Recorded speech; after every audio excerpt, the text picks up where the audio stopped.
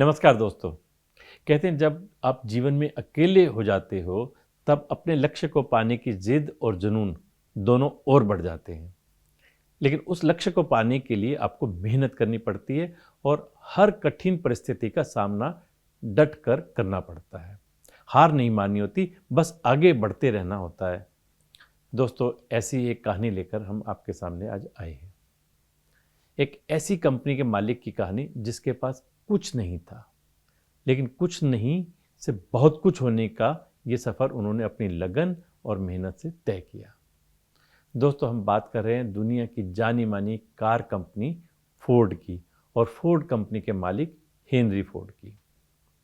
Henry Ford को 5 साल की उम्र में पढ़ाई के लिए एक गांव से 2.5 किलोमीटर दूर पैदल चलकर दूसरे कस्बे के स्कूल जाना पड़ता था। पिता की इच्छा थी कि हेनरी एक अच्छा किसान बने, लेकिन नियति को कुछ और मंजूर था। 11 साल की उम्र में हेनरी के खिलौने आम बच्चों से अलग हट करके थे। चाय की केतली, हल, छोटे छोटे पुर्जे उनके खिलौने हुआ करते थे। हेनरी फोर्ड जब 15 साल के हुए तो उन्हें एक बड़ा झटका लगा। उनके पिता का देहांत हो गया। हेनरी के साथ ही उनके 4 भाई बहन भी अनाथ हो गए। फोर्ड परिवार पूरी तरह से नीचे गिर गया था। 15 साल की उम्र में हेनरी ने घड़ी ठीक करके अपना गुजारा करना शुरू किया। 16 साल की उम्र में वो एक फैक्ट्री में मैकेनिकल इंजीनियरिंग का ज्ञान लेने लगे। फिर वहाँ से घर वापस आकर पिता की दी हुई 80 एकड़ भूमि पर मशीन मरम्मत करने का एक कारखाना खोला।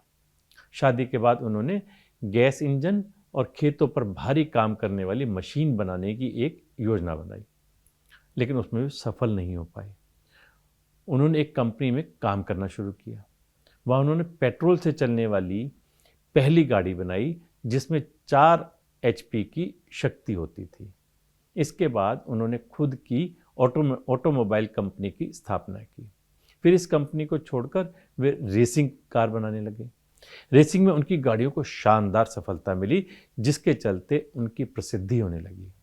इस प्रसिद्धि के कारण हेनरी फोर्ड ने फोर्ड मोटर कंपनी की स्थापना की।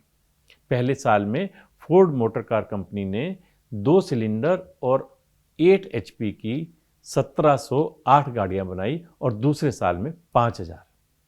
इस तरह वो दुनिया की सबसे बड़ी कार कंपनी के मालिकों की लिस्ट में शामिल हो गए। दोस्तों, हेनरी फोर्ड ने जो कुछ भी किया था खुद के दम पर किया था। उन्होंने घड़ी सुधारने से लेकर कार बनाने तक के सफर में अपना काम खुद ही किया।